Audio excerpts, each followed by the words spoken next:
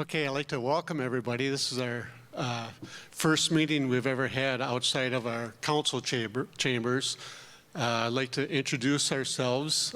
In the end, we have Deputy Clerk Mary Mills.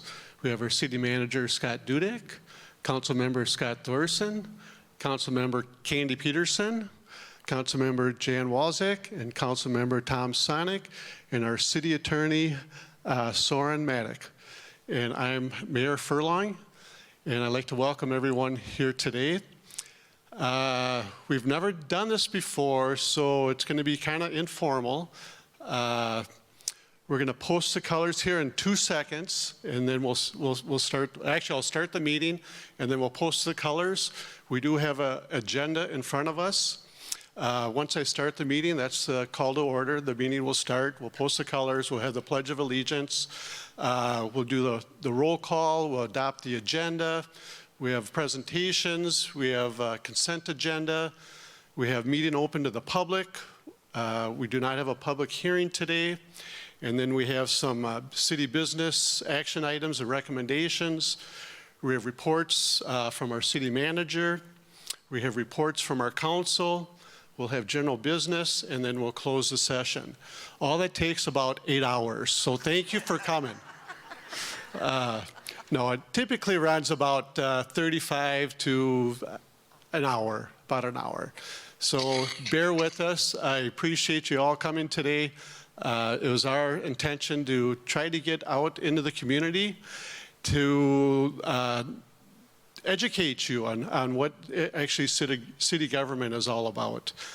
You guys are the future. How many here are close to being 18 years old? So there's quite a few here. So to run for city council, you have to be 18 years old. So you guys could run this next election. And we have had, I've known people who have ran when they're like 18, 19 years old. And tell you what, it's really good for the council to hear from the younger generation. Like again, I said, you guys are our future. So at this time, what I'll do, I'll call the meeting, the North St. Paul City Council meeting to order, and I'll ask for the junior ROTC to post the colors, and then we'll all stand for the Pledge of Allegiance. So go ahead and post the colors.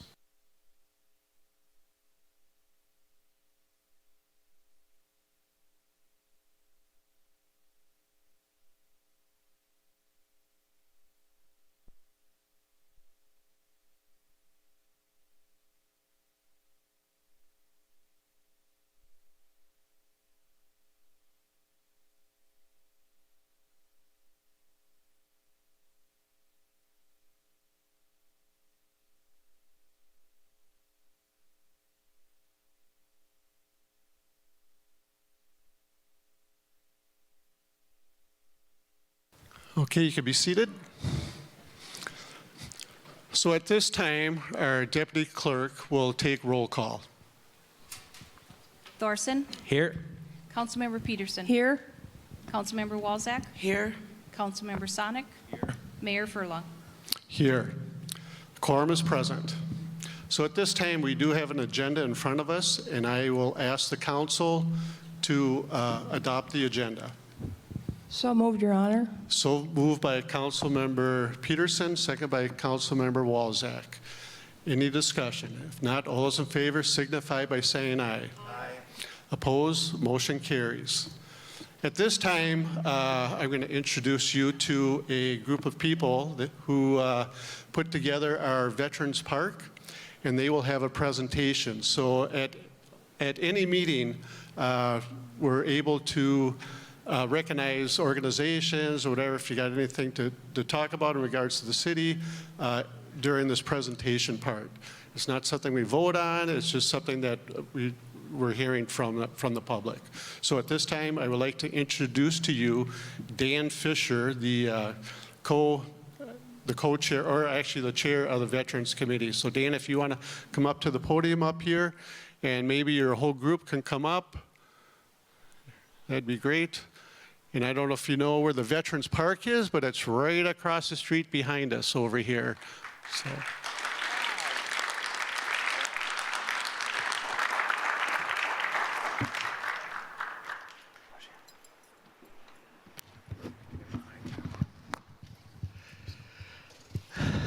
Good evening, Council, Mayor Furlong, students at North High, teachers, and all the citizens who supported us. This is our annual presentation of Veterans Park on 4 February 2020 to the North St. Paul City Council. It's a distinct privilege to present to the city of North St. Paul at North High and introduce the committee members here today. 10 years ago, almost 10 years ago, we met at the urging of then council member Terry Furlong in this building up in the ROTC quarters and had our very first meeting of a mix of 8 citizens, and among them were veterans, 4 veterans. And so now here we're at our 10th total year and approaching our 5th anniversary, which will be this August at Veterans Park. I'd like to introduce the committee right now. Lori Canley, and I'm not sure if Lori's here. She's Communications Director for North St. Paul. Angela Strong. Angela is our events coordinator at the park for the parades and the remembrance walks and the ceremonies that come up. Mayor Terry Furlong is the liaison to the city.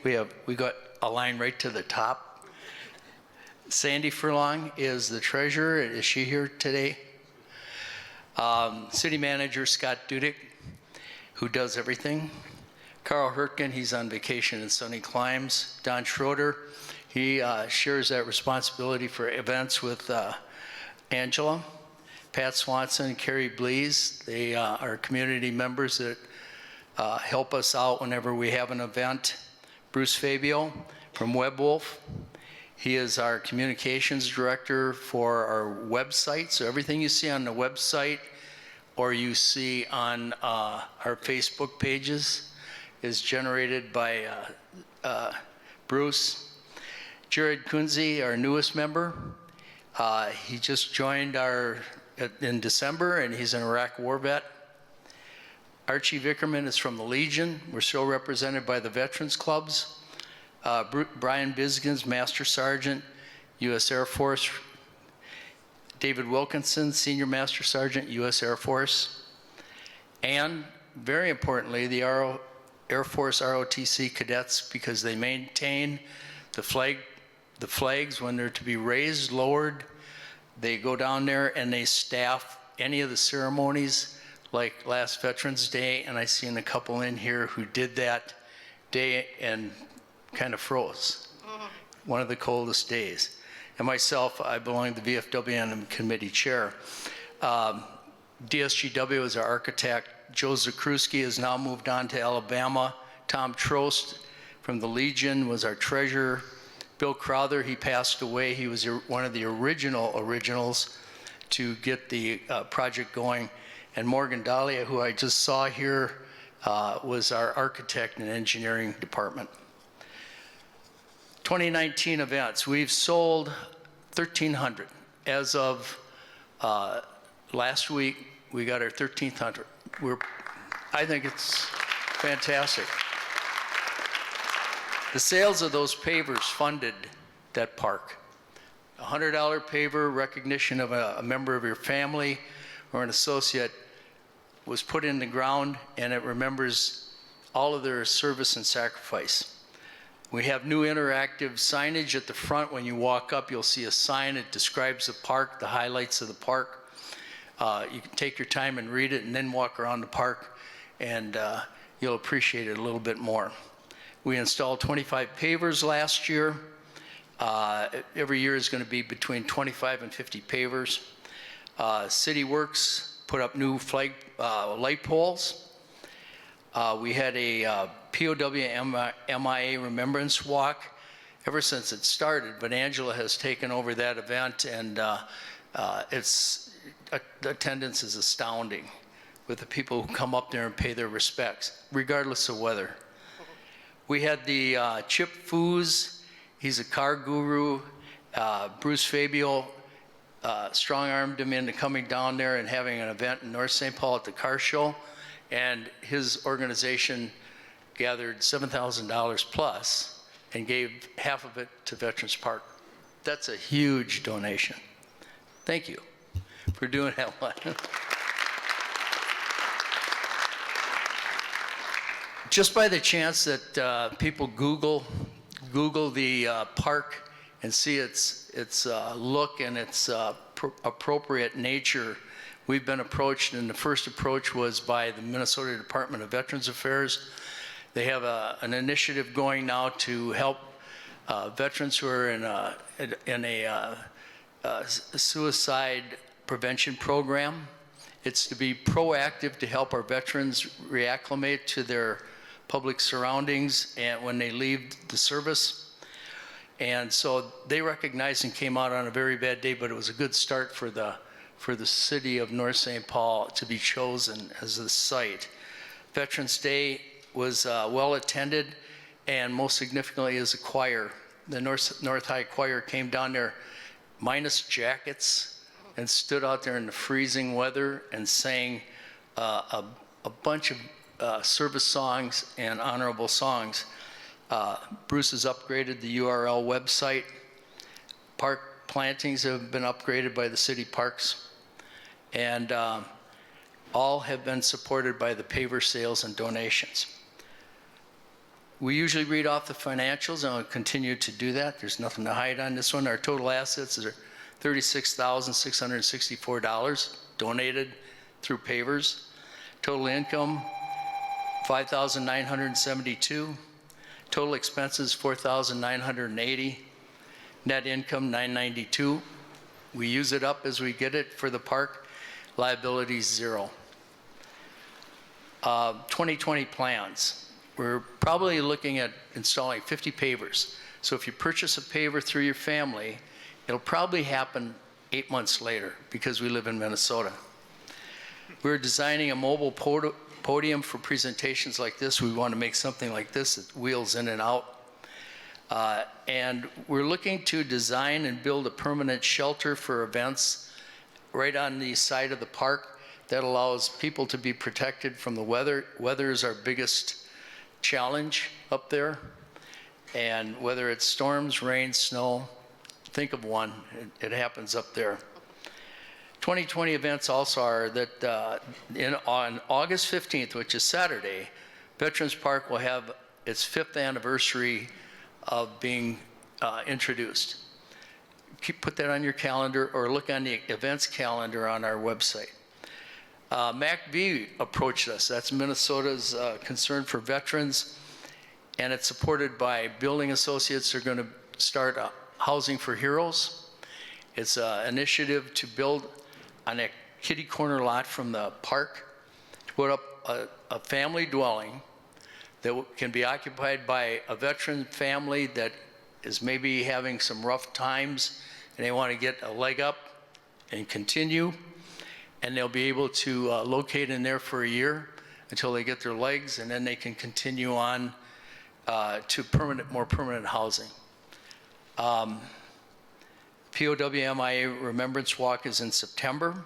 We'll firm up that date. Veterans Day ceremony is always November 11th, and will be a fall roundup parade participant. The committee and the city look forward to a very busy and exciting 2020, supporting the service and sacrifice of all of our veterans recognized at North St. Paul Veterans Park. Additionally, free Veterans Park books, and if you bought one and you never got one, just go into City Hall and ask them, and they'll give you one of those. Can you grab that book under there? It's right on the bottom here. It gives the history of the park. It tells how it started way back with Captain Castle all the way up to 2015. So this is free. This is complimentary if you buy a paper. So if you bought one, just go down there and tell them at the city window. And they give you also pamphlets for order forms. So, Council, that's our report for 2019 and what we're planning to do in the next year. Thank you to the committee. We wouldn't do it if we didn't have help, right? Right.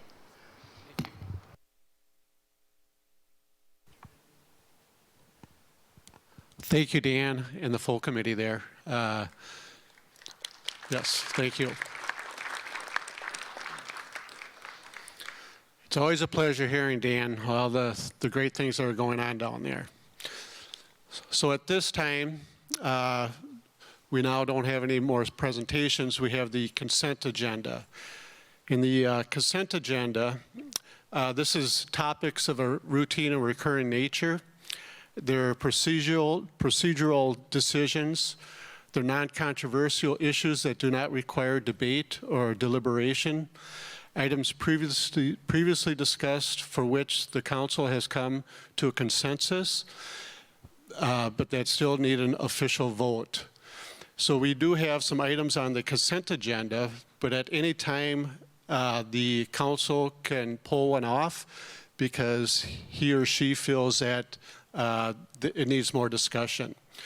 We do have one that we are going to pull off from the city manager, and that is item E.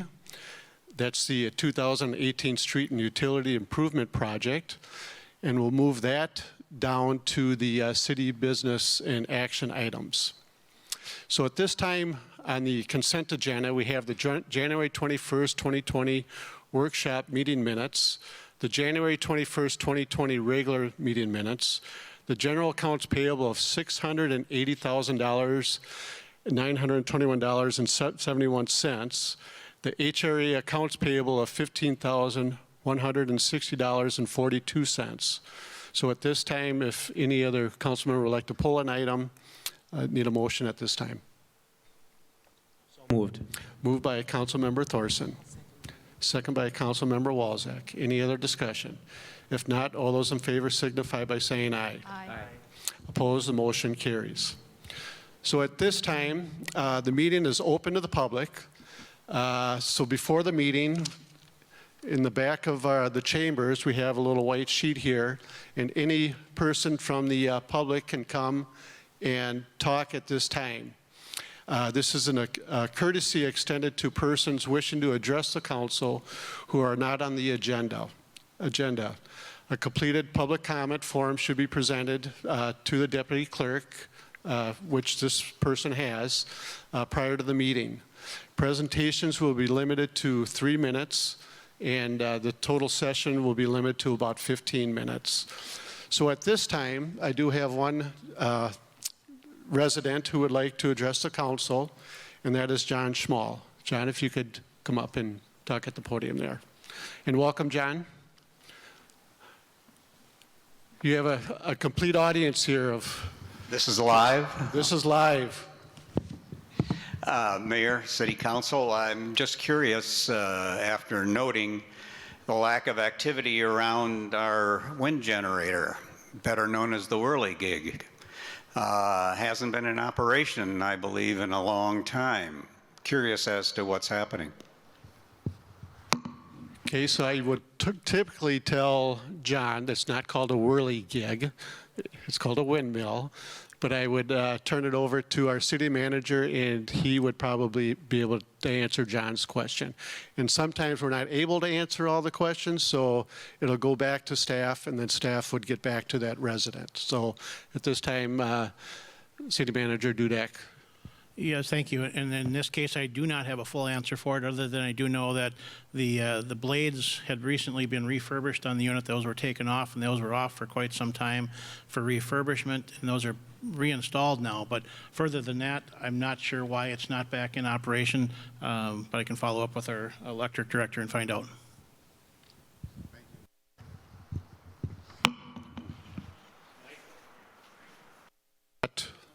And I thought it was the squirrels had died on the inside, that they weren't moving the belt around, so no. Just kidding.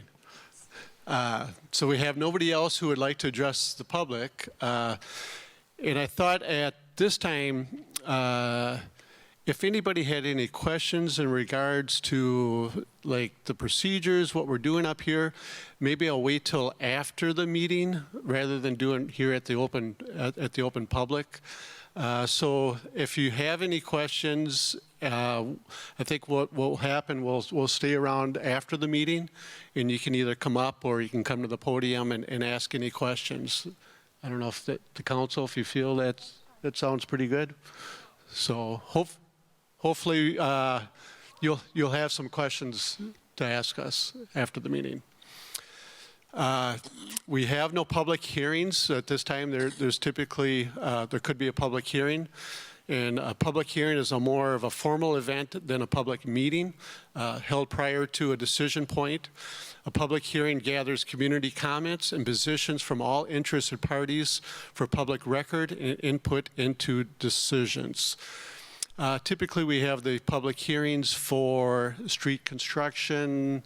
I don't know, City Manager Dudek, maybe you want to elaborate a little bit more on the public hearing and when that would pertain.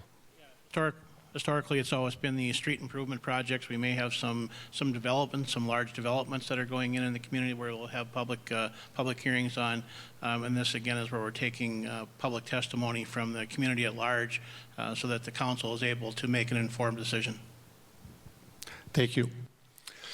So at this time, we have city business and action items and recommendations, and I always turn that over to our city manager. Our city manager is the one who pretty much runs our city. We're Plan B type government, so that means that we hire a city manager and he does the daily operations, and he's the one that's kind of running the ship over at the city. So at this time, I turn it over to him, and then he tells us what's going on in the city, and I'll turn it over to Scott. Mayor and Council, thank you very much. First item that we have up is the appointment to our Parks Commission, and I know that's a task that we'll turn back to the mayor for that, but very happy for a application that we received from Sue Springborn, lifelong member of North St. Paul and very involved with the community. She's been involved in many other different commissions and things throughout the city. So it comes very highly recommended, and we're very happy to have her application to come aboard on the Parks Commission. So with that, Mayor, I would turn that back for your appointment. Okay. If you don't mind, I would like to ask Sue to come up because everybody loves Sue. And we are, I think, privileged to have her as part of the Park and Rec Commission because she brings so much enthusiasm to our city, and Sue's always a good supporter of the city. So I'd like, Sue, if you don't mind just coming up just to say well, at the podium there, just say a few words and maybe a few words to the audience here of how you got involved and maybe why you're involved. So. Hello. Okay. Well, I am a lifelong resident of North St. Paul. I've lived here for 75 years. I graduated from North St. Paul High School in 1963. Of course, not this building, but well, not even the original building, but the one that they tore down to build this. And I'm so happy you kids have this great building to go to school. And it was fought for by many people, and we're blessed to have it. And we're going to be blessed further when they put the addition on it and make it even better than it is. I would be enthusiastic about any community I lived in. I just think it's important for citizens to be involved and to participate, because if you don't, you're shorting yourself. You can sit back and whine and complain about how things are happening, but you really don't have any right to do that unless you've done something, at least vote, and possibly picked up your hands and got them dirty doing something in town. So I encourage all of you to participate in government and at a local level, if nothing else. And there's that whole, how does that saying go? Think globally and act locally, or something like that. And I think that's a very, very true thing. If we all would just participate in our own government, just think how better the whole world would be. So I think. Okay, thank you, Sue. So at this time, I will make a motion for a recommendation for the City Council to approve the appointment of Sue Springborn to the Parks and Recreation Commission to complete the vacant term expiring on December 31st, 2021. So we got you for a little bit. So at this time, we need a motion. So moved by Council Member Walzak. Seconded by Council Member Sonic. Any other discussion? If not, all those in favor signify by saying aye. Aye. Opposed, the motion carries. Sue, welcome to the Parks and Rec Commission. And I hear there's a secret Christmas party every year, so you'll be a part of that. So, yeah. So I'll turn it back over to City Manager Dudek.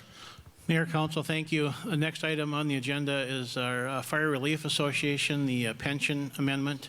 If you recall, back in December, this item was up for conversation and ultimate approval, where we adjusted the fire relief pension from $5,200 to $5,700, which was to go into effect January 1st of this year.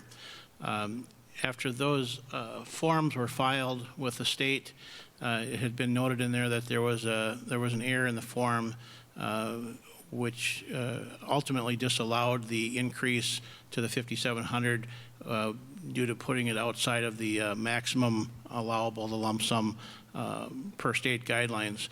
So with this correction that needs to be made, we're looking for a resolution for council approval to revert the pension amount back to the previous amount of $5,200. So at this time, motion is for the resolution amending the resolution and reverting the firefighter pension amount from $5,700 per year to $5,200 per year. Is there a motion? So moved by Councilmember Peterson. Second by Councilmember Thorson. Any other discussion? Councilmember Sonic. Yeah, question for the city manager. Can you say a little bit more about how this mistake happened? And the limit is set by state statute? Yeah, there's a set state statute that the fund cannot exceed based on the performance of the account and the forms that are submitted.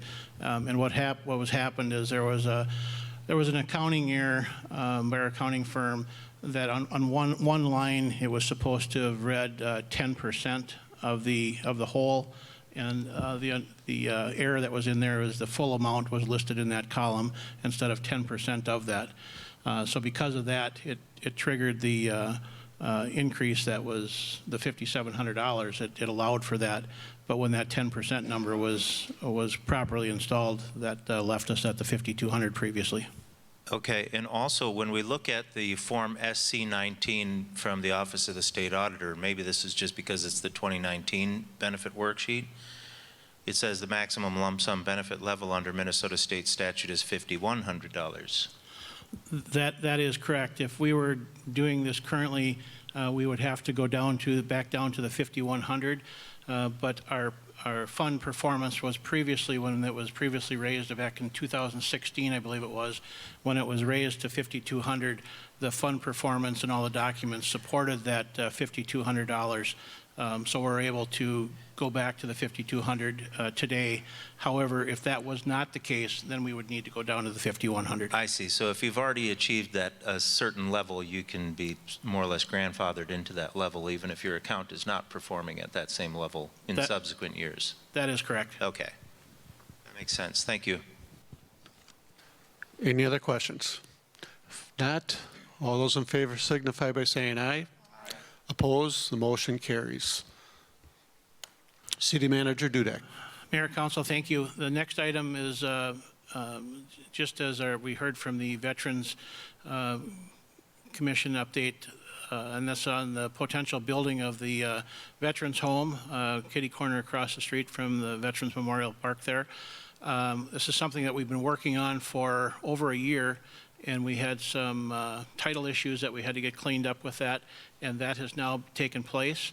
So again, we're bringing this back to you, looking for your approval to create a document that giving myself as city manager approval to work with our city manager, or city attorney, excuse me, to come up with a document to create this transfer of property, which is currently city owned, to the Batsy Foundation, the Builders Association, and ultimately MACV, which would be the owner and operator of the property for Veterans Homes.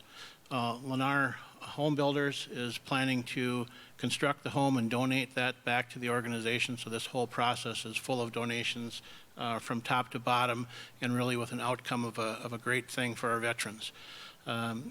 So with this, I'm just bringing it back to this time, seeking council approval to authorize myself and the city attorney to draft an agreement to move ahead with this program. So the motion is for the city council to authorize the city manager to execute a donation agreement with the BATC as approved by the city attorney. Is there a motion? So moved by Councilmember Sonic, second by Councilmember Walzak. Any other discussion? Councilmember Walzak. I just wanted to ask, will they be starting over then with the design on the house, or moving forward with the design they had? Yeah, the design would stay as was we had previously, so everything last year went through the design, went through Planning Commission and approval. So we're all the way up through building permits had been reviewed last year, and the process stopped when we found the title issues before transfer of the property. I'm not sure if we, the council, saw the final plans of that. Did we see the final plans? Yeah. I can forward that back out for you for information, because we did go through all that process with approvals from Planning Commission and Council last year, but I'll forward that out to you so that you can refresh before we get moved along with this. Okay. So we do have the motion. All those in favor signify by saying aye. Aye. Opposed? Motion carries. City Manager Dudek. And Mayor and Council, just to follow up with this, is the intent to get this agreement completed and the process moving forward so to allow construction to start relatively quickly this spring with a goal of completion by August of this summer, and then potentially tie the ribbon cutting of this new home in with our 5-year anniversary of the Veterans Park.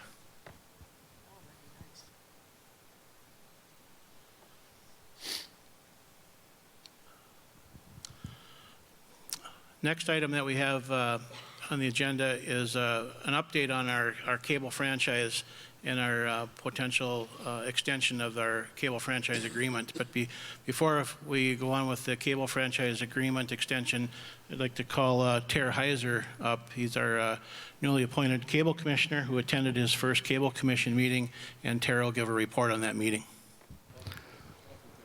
Thank you, Mayor and Council. I think I'll also use this kind of as a learning opportunity for those in the audience. The Cable Commission is a little bit unique in that collectively we work with 10 other cities, which formulates the Ramsey-Washington Cable Commission. Effectively, it is the joint powers board that oversees two primary things. One is the cable franchise agreement, and associated with that is our public access dollars, our PEG funding, which allows us to get our city council meetings onto our Channel 16 high school sports, your school board meetings.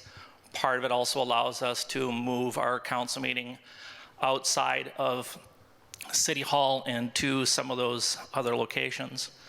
What we have in front of us is the cable company to operate within the right-of-ways along our streets. They actually need a franchise agreement to do that, and Comcast, their franchise agreement had expired a couple of years ago, and we're currently under extensions of that.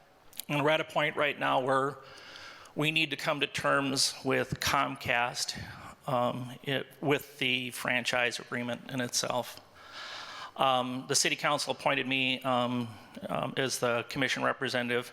I previously had worked for and through the City of Roseville or the City of North St. Paul through Roosevelt as their IT manager. So I've been associated with North St. Paul in numerous capacity for at least the last 10, 15 years. But the report that I want to give you was really the meeting of last week. In addition to just a couple general items, which was the approval of new air conditioner units and an agreement for the financial auditing. The main discussion was the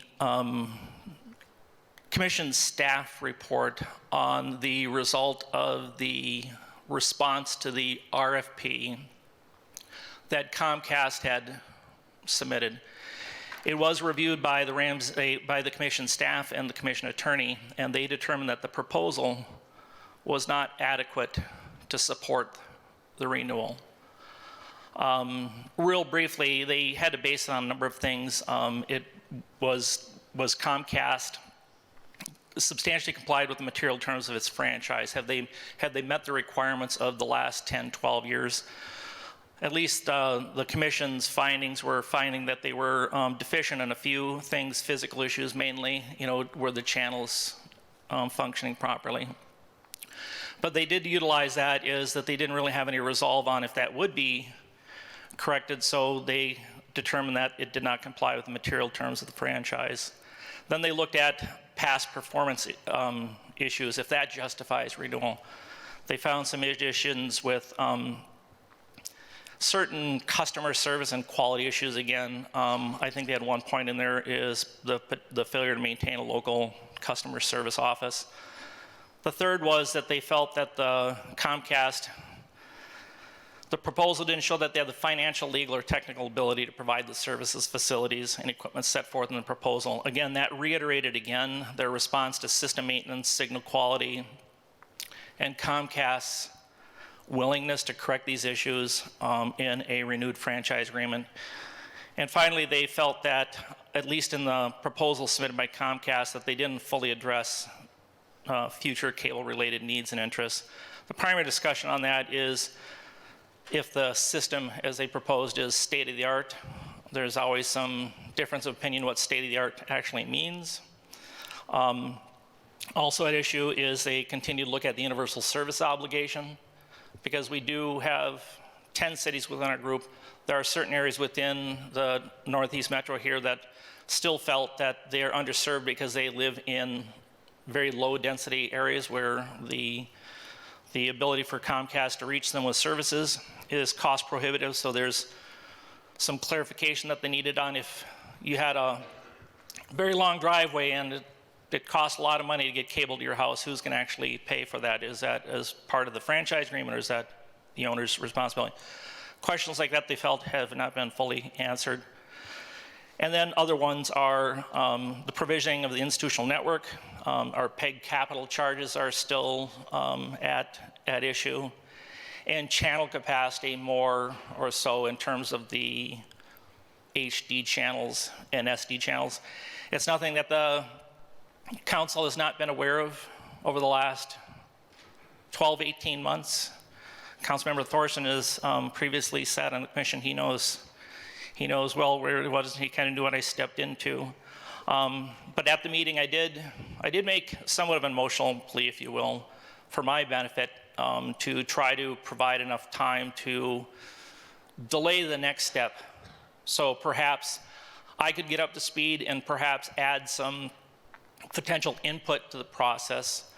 I had hoped that there would have been a motion to kind of extend that, the timeline on this, but as it turns out, with the vote taken, the commission has voted to ask each city to do a preliminary denial of the franchise RFP, if you will. So forthcoming to the council, sometime before the first part of April, would ask the council to make a consideration for that formal denial.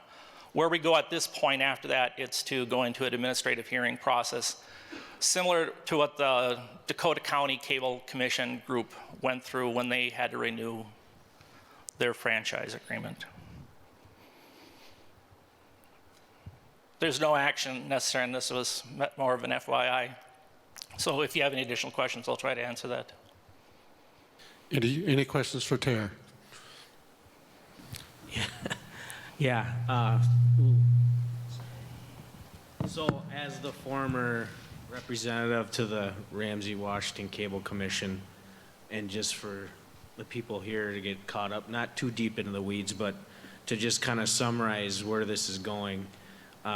We have been a member city since this organization started back in the early 80s, I want to say, but back when cable was new and the way people got information. Obviously now things have changed.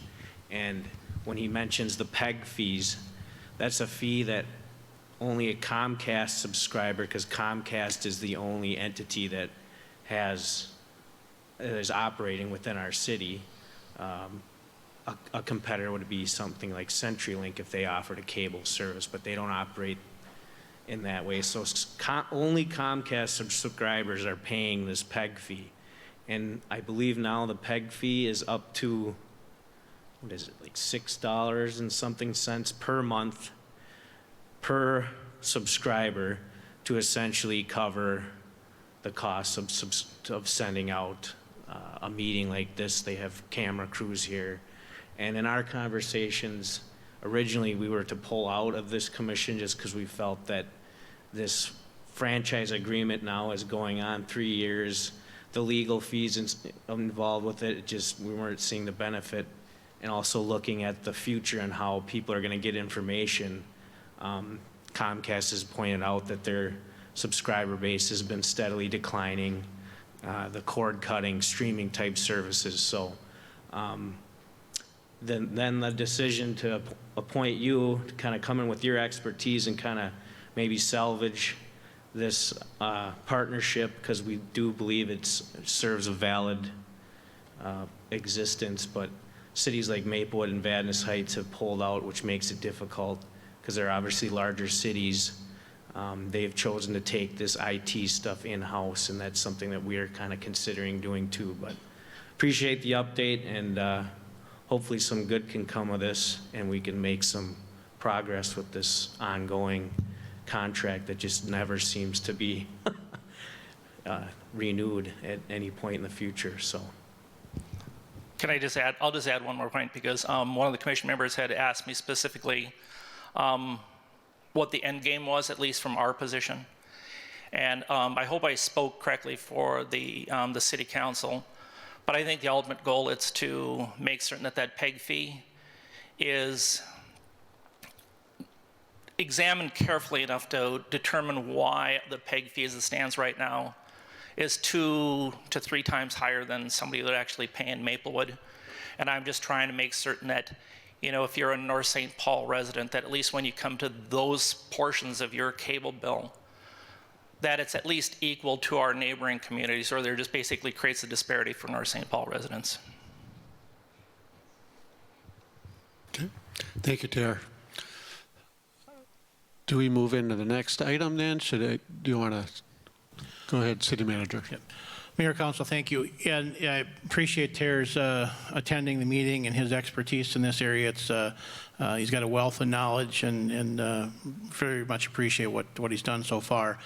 I think the other thing, with just to kind of keep that in mind, that the next item of business that we have on here is a franchise extension agreement with Comcast, with a recommendation from the Cable Commission for the ongoing negotiation that's going on with this. But I think coupled with that we will continue, and Tara will continue working on this, but there's a good possibility that depending on where this goes over the next month, we may come back to you with a recommendation for some other course of action on our continued involvement with this if we don't see some forward progress.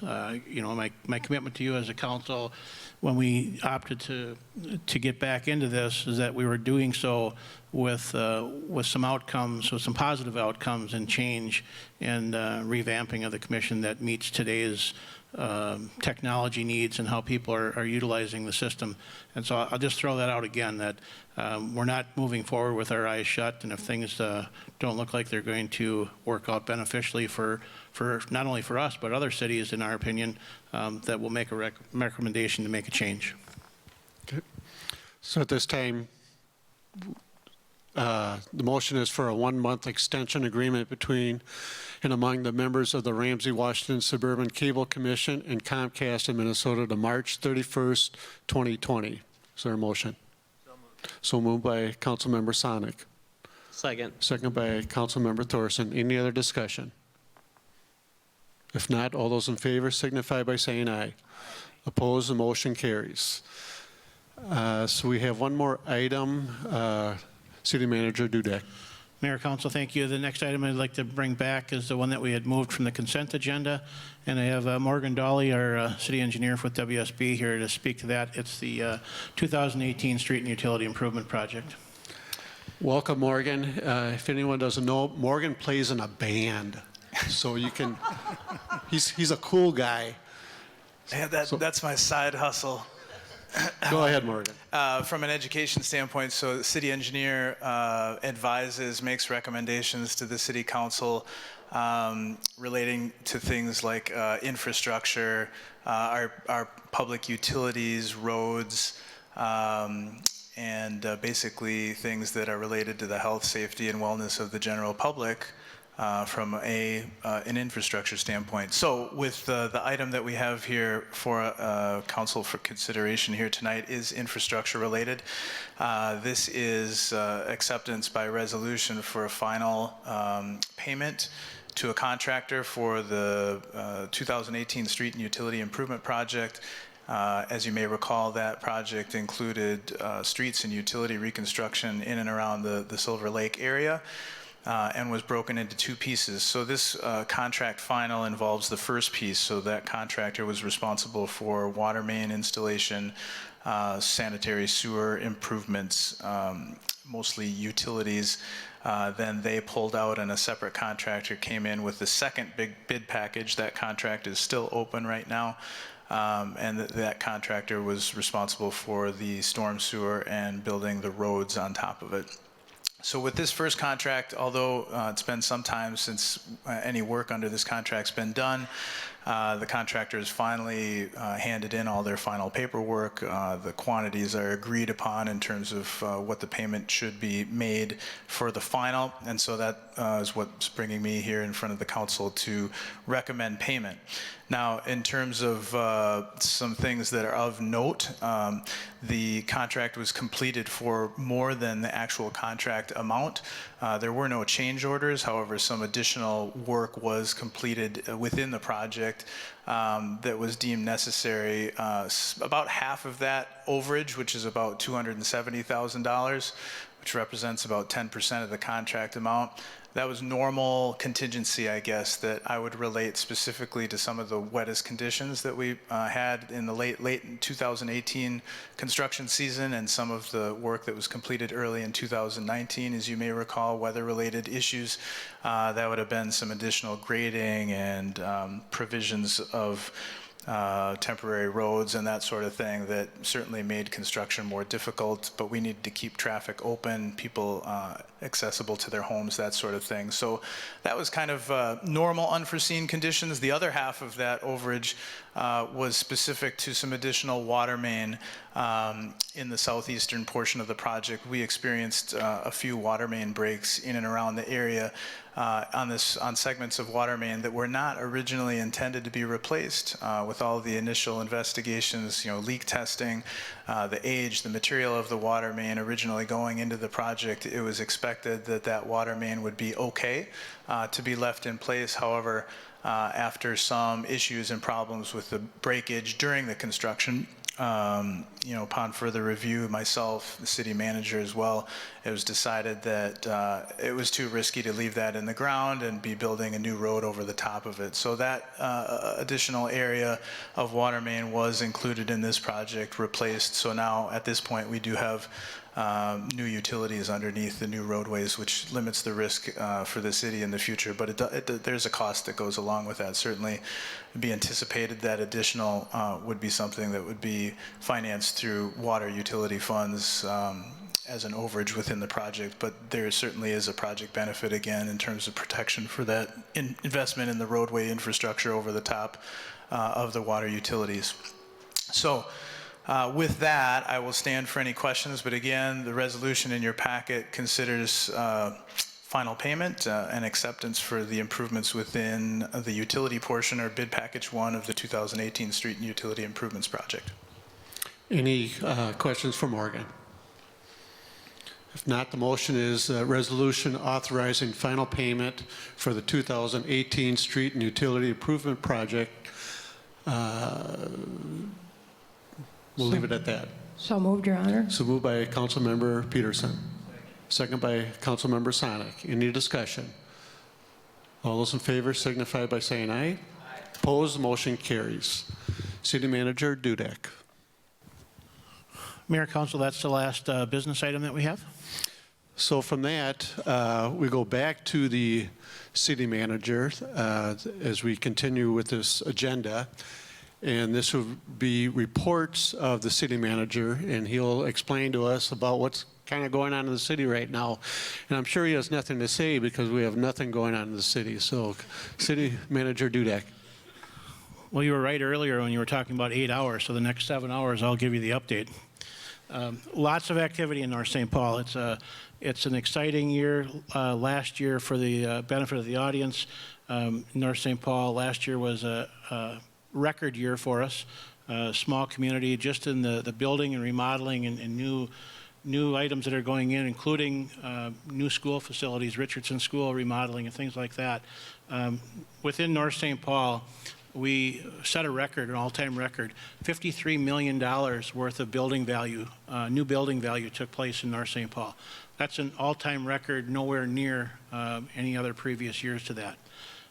In the upcoming year, 2020, will, in my opinion, will easily exceed that with all of the projects that we're working on, developments in and around new areas in North St. Paul, in the downtown at the location of our old City Hall site, the former Anchor Block site, all the development that's going in and around the community and other smaller developments. Very confident that we're going to exceed that $53 million very easily. Council had sent out an update over the weekend to some of the things that are going on to you, and I'll just kind of go back through that for the benefit of our viewing audience. Again, development is the number one thing right now. That's really where I'm spending the bulk of all my time working on getting this together. We're at nearing spring when construction is getting ready to start, so we have to have all these approvals from council, work out things with developers, financing, all the like to have this ready to go. As our city engineer had talked about, we've done a lot of planning on infrastructure and road work. We've got street projects coming up for 2020 in and around the downtown area. We've got work on McKnight Road. We've got new roads to build through the Anchor North site, and then the development to go along with that. But I'll start with the Anchor North site that we're calling Anchor Commons. That site is a 10-acre, just over a 10-acre parcel that the city of North St. Paul purchased and is acting as a developer on that site. It's set vacant for over 10 years, and it's had a lot of soil contamination issues and soil corrections that needed to be done. So we've now purchased that property and have done soil correction work on that this past fall, preparing the site, as we call it, pad ready for new development to come in there. And we've been working through last fall and through this winter, preparing for spring construction start, and happy to report that we're on the final stride on a couple of those developments to move forward. One of those being an indoor 3-story self-storage building. It'll be approximately 125,000 square feet indoor storage. That'll be located there. 126-unit apartment building that would also be built on that site, and another retail business that we're still working with for that location. But ultimately, all three of those coming together, and two of those for sure right now at this point, we'll be looking to start as early this spring as possible. Both the apartment and the self-storage facility, planning on bringing that forward to our planning commission, the storage in the last week of February, and the apartment building the first week of March. And council, you would, barring any issues with those, we would potentially be looking at those two projects to come to you for council approval at our second council meeting in March, in preparation for those to get started. Similarly, the downtown area, Uptown Commons as it's being called, the apartment building, and has 3,000 square feet of retail restaurant space in it at the location of the old City Hall site. That is drawing very near. That has received virtually most all the approvals from you already for planning commission and project approval. The last thing we're working on is a development agreement for that site, and working through funding mechanisms to fund the reconstruction of the road in and around that area in the downtown on 7th Avenue in Margaret. So we're working on that and planning to bring a final agreement to you on the February 18th meeting. And then the developer for that project, upon that approval, would look to start basically immediately with that project. So, and we have other projects, other small townhome projects, a couple of them around the city in different locations. We have the Sweet Living project that started a year ago, which will be nearing completion and be ready to open, I would say, late spring this year. So again, just a lot of development in North St. Paul, a very exciting time, and a lot of welcoming changes to the community and improvements. Street construction and these developments, it's going to make for a dusty year in North St. Paul, but well welcomed. With that, any questions that you might have on projects? Yeah, City Manager Dudek, I had a question about on the Anchor Commons site. We had talked about potential gas station convenience store going in there. Do you have any update on that? That is still in process, working with them on agreement. I haven't, publicly put them out on any signage or anything like that, because their corporate model is they would like to refrain from doing that until they have an actual final agreement worked out. But that is very much alive and well, and we are working on that one, and I'm hoping to have that put together here soon. So high potential that there will be a gas station convenience store at McKnight 36. That is correct. Great, thanks. Any other questions for Scott? If not, now we move on to reports of council, commission, and committees. So each council member either sits on a commission or a committee, and they give us an update of what's going on at their commission or committee. So at this time, I ask Councilmember Sonic for any reports of council, commission, and committee. Thank you, Mr. Mayor. So I am the liaison to the Planning Commission. And the Planning Commission, we review a lot of plans for development within the city, and we update all of our zoning ordinances, that type of thing. So we had a busy year last year because there's so much development that is going on or has been proposed in the city. And I believe we're going to have another busy year this year. Scott, have we added the second meeting formally for February? Not formally yet, but that will be happening because we have now received the submittals for both of those projects, so we will be formally doing that. Okay. So we normally meet one time per month, but oftentimes throughout the summer last year we met twice a month, and this month we're meeting twice because of the amount of development that's happening in North St. Paul. Our meetings are typically on the first Thursday of the month, and they are at 6:15 in the City Council chambers. And anyone is welcome to come to those. This week, this Thursday, is our first meeting for February, and we are going to have a public hearing at that meeting. So that can be an interesting way for you to learn about how you, as just a person in the community, can get involved in something that may be proposed for development in the city. I can tell you this is the second public hearing that we have had for this particular project. And what this includes is rezoning a section of the city from R1, which means it's residential single-family homes only, to R2, which means you could have more densely populated development. So you can have townhomes, condominiums, that type of thing. So there's a proposal put in place, and the council had already approved for us to rezone this plot to R2, and that's part of our new comprehensive plan that we put together. But their developer has a proposal to put some twin homes in this area. There's a couple of acres of land there. And so the surrounding neighbors have been very invested in what's going on there, and a lot of people are opposed to it. And that's okay. So people come out from the neighborhood who have something to say, because this is going to mean a big change in their neighborhood. And from the first public hearing to where we're at now, the project has changed significantly because people from the community came out to say what they wanted to say about what was going on. They took issue with some of the plans, and so some of the plans have been changed, so the developer went back to the drawing board.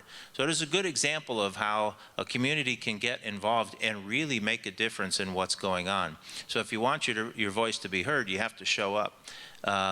So this may or may not be of interest to you to see this particular piece of property and what's going on there, but it's a good way to see how you can be involved as a resident in the city.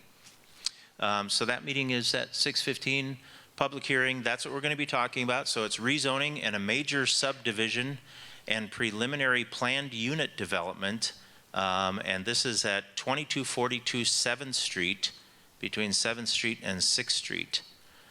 So if you want to go and check out any of this, you're welcome to do that.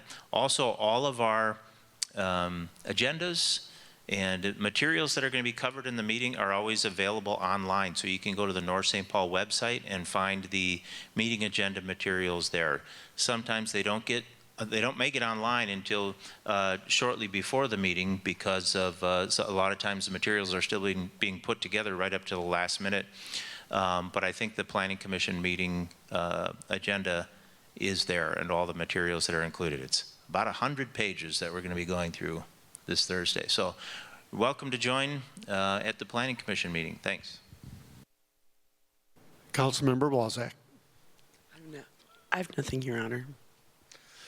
And there are times when there's nothing going on in their commissions, and that's okay. So we'll move on to Councilmember Peterson.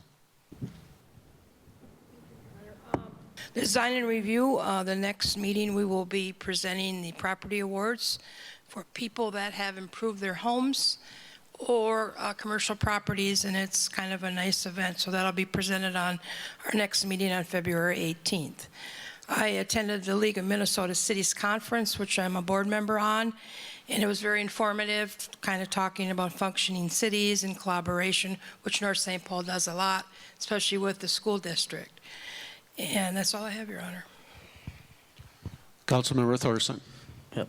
And I am the North St. Paul Business Association liaison, and our next meeting is Tuesday, February 11th at 11:30. They're held up at the American Legion. And I believe at that meeting, WSB is going to be in attendance to give a presentation basically outlining all the development that's been going on that Scott has kind of touched on, and that at that meeting, even if you're not currently a member, you're welcome to attend and find out more about the business association. They've in the past done some fundraising for various reasons and events, and have a scholarship that they award North High students that apply, and they give that out annually as well. So. And I sit on the Finance Committee, the Economic Development Authority, along with Councilmember Thorson, and also sit on the Veterans Committee, and I don't have any updates at this time. So at this time, we move on to our general business. That's when everyone can just talk about what's going on, if they have anything to say outside of their commission or committee. So at this time, I'll move it back over to Councilmember Sonic. Thank you, Mr. Mayor. I just want to say thank you to the principal and everybody here at North High for letting us be here. I think this is really cool. I want to thank the mayor and city manager for also helping to make this happen. I think it's pretty cool that we can come into North High and have a meeting like this, but really the best part about it is seeing all the students out here, that you're here. I mean, that you care enough to come and sit through this. It's kind of dry and a bit boring, I know. But you're here because you live here. This is your city. And everyone who's sitting up here, we live here too, just like you do. So there's, I thought it was interesting. Somebody asked how many people are 18 or about to be 18. Get involved. Vote. You can get involved in the city in many different ways, even if you're not 18. So, but I really appreciate all of you who came here to listen and learn about how the city council functions. So thanks. Councilmember Walzak. I guess I would just say thank you also to the school for inviting us to come and have our meeting here. It's been a great opportunity to share with you, and as Tom said, I hope you will consider getting involved. Oh, and go Polars. Councilmember Peterson. I ditto that, what they said too. It was good that you hosted us today. It was good to see all you young faces out there. And I'm a North High grad. I won't tell you what year, but good luck on your endeavors, and thanks for having us. Councilmember Thorson. Yeah, thanks for having us. I was class of '02, and I saw a couple of teachers that I had still roaming the halls here, which I thought it's been almost 20 years now. But yeah, thanks for being here and getting involved, and appreciate North High hosting us. So Councilmember Thorson's our baby on the council. He's the young one. I believe we have 4 people up here that are graduates of North High. So it just tells you that they, isn't it? 4? 1, 2, 3, 4? Who else? Just 4, yeah. So again, I want to say thank you to all of you also to sit through this, and like Councilmember Sonic said, get involved. It's for me, it's a rewarding experience. I got involved from high school all the way through college. Started a business when I was 24 years old, got involved with city politics a little bit later, but always involved in the community. And it's very rewarding for me. And I think all of us up here come from different backgrounds, and we all have, I think, different reasons why we did run. So after we do the general business, it's usually a closed session. It doesn't happen very often. Sometimes we have to talk with our city attorney in regards to some items that need to be discussed behind closed doors. But we have nothing tonight on that. Then the last item is adjournment. That's when I finish I just say meeting adjourned, and they approve it, and that's the end. But I don't want to adjourn yet until I think City Manager Dudek wants to see you. Mayor, Council, thank you. I just wanted to add a couple to Councilmember Thorson's comments of the Business Association upcoming, and throw out that invite again, along with WSB being there as city engineer. Excuse me, we're planning on having, everything I talked about here tonight or this afternoon at that meeting with all the excitement. But we'll have representatives there from M&I Homes. John Rask will be there to talk about their project. There's 100 townhomes currently under construction in North St. Paul. So that's, again, a really large project for us in the community, and happy to see that going on. So they'll be there to give an update on their project and things going on. Roger Fink will be there from Trident Development, talking about the 126-unit apartment building that I was talking about. He'll be there to talk about it. So we'll have representatives from multiple different developments and things going on out there, all the way from developments to also talking about the car show. I'm sure a lot of you come down to the car show on Friday night, and it's with the development going on, we're going to make sure that the car show is going strong, and we're actually even trying to make it larger and just move it as we need to with the development. So a lot of activity in North St. Paul, and proud to have you all part of it. Thank you very much. Thank you, Scott. I'd also like to thank Principal Greg Nelson for allowing this to happen, Tom Hagel, the teacher, and all you students coming to sit through this. I think it turned out okay. I'd like to think that hopefully 1 or 2 of you will get interested in politics as you move on with your future endeavors. So at this time, I will make a motion to adjourn. So moved by Councilmember Sonic, second by Councilmember Walzak. All those in favor signify by saying aye. Opposed, the motion carries. And we'll stay around for a while. If you do have any questions for us, we'll be up here. If you want to go to the podium, or if you just want to come up on stage, and you can talk to us. But again, thank you all.